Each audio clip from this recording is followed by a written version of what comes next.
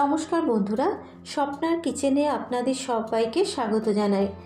প্রথমে সকলকে জানাই শুভ নববর্ষের প্রীতি ও শুভেচ্ছা। বড়দের জানাই প্রণাম আর ছোটদের জানাই অনেক অনেক ভালোবাসা।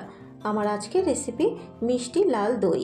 আর এই মিষ্টি দইটা কিন্তু আমরা প্রায় সময় দোকান থেকে কিনে খাই। আজকে আমি মিষ্টি লাল দইটা বানিয়ে দেখাবো, আর বানানো কিন্তু খুবই সহজ। আশা করি রেসিপিটা আপনাদের ভালো লাগবে। যদি রেসিপিটা আপনাদের ভালো লেগে থাকে অবশ্যই ভিডিওটাকে একটা লাইক, কমেন্ট, শেয়ার করে দেবেন। আমি কিভাবে খুব সহজে বাড়িতে মিষ্টি লাল দইটা বানাই তাহলে দেখে নেওয়া যাক আমার আজকের রেসিপিটা।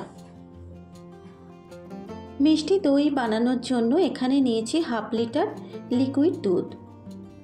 প্রথমে দুধটাকে উষ্ণ গরম করে নেব।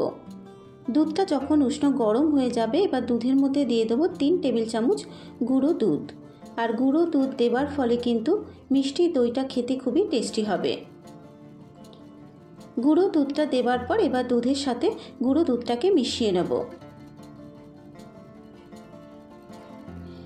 গুঁড়ো দুধটা মেশানো হয়ে যাবার পর এবার গ্যাসের ফ্লেমটাকে লো টু মিডিয়ামে রেখে ক্রমাগত নেড়ে চেড়ে দুধটাকে ঘন হতে দেব। মিনিট 5 দুধটাকে ফোটানোর পর এবার এর মধ্যে দিয়ে দিলাম ফ্লেভারের জন্য 4টে এলাচ। এলাচ দেবার পর এবার দুধের সাথে এলাচটাকে মিশিয়ে নেব।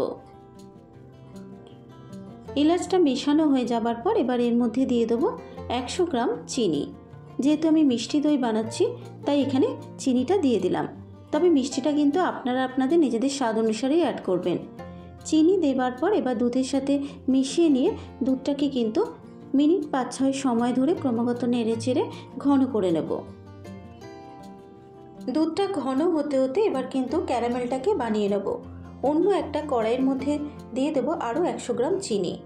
এবারে গ্যাসের ফ্লেমটাকে লোতে রেখে ক্যারামেলটাকে বানিয়ে নেব। আর ক্যারামেলটা বানানোর সময় কিন্তু অবশ্যই গ্যাসের ফ্লেমটাকে লোতে রাখতে হবে, তা না হলে কিন্তু চিনিটা পুড়ে যেতে পারে।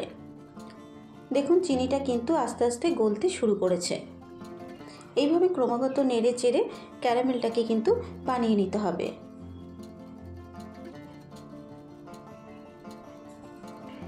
ক্রমাগত নাড়াচাড়া করে নেবার পর দেখুন ক্যারামেলটা কিন্তু একদম তৈরি। ক্যারামেলটা তৈরি হয়ে যাবার পর এর মধ্যে কিন্তু দুধটাও বেশ ভালো মতো ঘন হয়ে গেছে। এবার এই দুধের মধ্যে ক্যারামেলটাকে ঢেলে দেব। ক্যারামেলটা দুধে ঢালার পর দুধের সাথে ক্যারামেলটাকে খুব ভালো মতো করে মিশিয়ে নেব।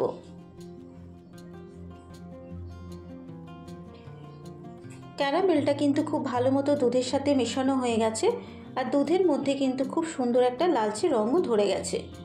এবারে গ্যাসের ফ্লেমটাকে বন্ধ করে দুধটাকে এইভাবে নেড়ে চেড়ে ঠান্ডা করে নেব। তবে দুধটাকে কিন্তু খুব বেশি ঠান্ডা করব না, উষ্ণ গরম অবস্থাতেই কিন্তু দইটাকে পাকতে হবে। দুধটা যখন উষ্ণ গরম থাকবে এবার অন্য একটা বাটির মধ্যে আমি 3 হাতা মতো দুধ তুলে নেব।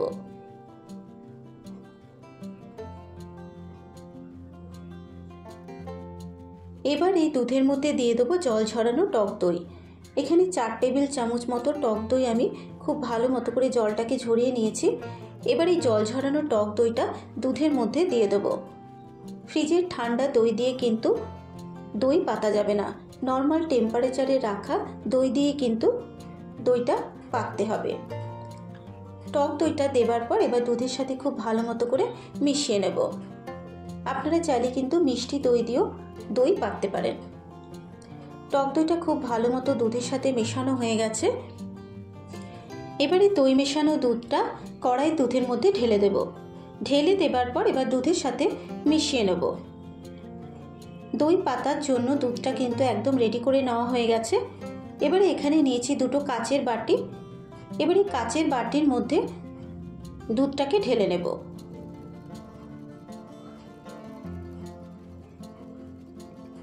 দুটো বাটির মধ্যে দুধটা ঢেলে নেবার পর এবারে বাটির উপরে ঢাকা দিয়ে এভাবে সারা রাত রেখে দেব। সারা রাত রেখে দেবার পর দইটা যখন জমে গেছে 1 ঘন্টা আমি ফ্রিজে ঢুকিয়ে রেখেছিলাম। দেখুন দইটা কতটা জমাট বেঁধে গেছে। এবারে একটা বাটি উল্টে দেখিয়ে দিচ্ছি দইটা কত সুন্দর তৈরি হয়েছে। দেখুন দইটা কত সুন্দর জমাট বেঁধেছে। তৈরি হয়ে গেছে আমার আজকের রেসিপি মিষ্টি দই। আশা করি রেসিপিটা আপনাদের ভালো লেগেছে। যদি রেসিপিটা আপনাদের ভালো লেগে থাকে আপনারা এভাবে একবার বাড়িতে ট্রাই করবেন ও আমাকে কমেন্ট করে জানাবেন রেসিপিটা আপনাদের কেমন লাগলো। ফেসবুক থেকে দেখলে পেজটাকে ফলো করার অনুরোধ রইল, আর ইউটিউব থেকে দেখলে অবশ্যই আমার চ্যানেলটাকে সাবস্ক্রাইব করে পাশে থাকা বেল আইকনটি প্রেস করে দেবেন, কারণ আমি যখনই আমার চ্যানেলে নিত্য নতুন রেসিপি শেয়ার করব নোটিফিকেশানটা আপনাদের কাছে পৌঁছে যাবে। আবারও হাজির হয়ে যাব অন্য কোনো নতুন রেসিপি নিয়ে। সুস্থ থাকবেন, ভালো থাকবেন, ধন্যবাদ।